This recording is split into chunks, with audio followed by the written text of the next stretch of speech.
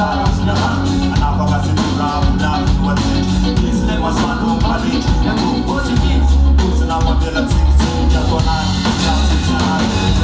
Paisle panik, sama lalagay tunas, bahusar, fansar, fanasuan at dar.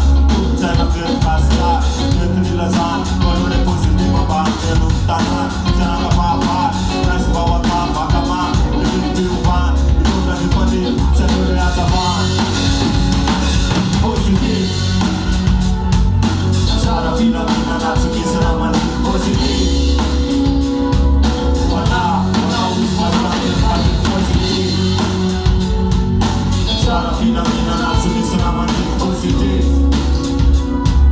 Wana wisma selaman positif.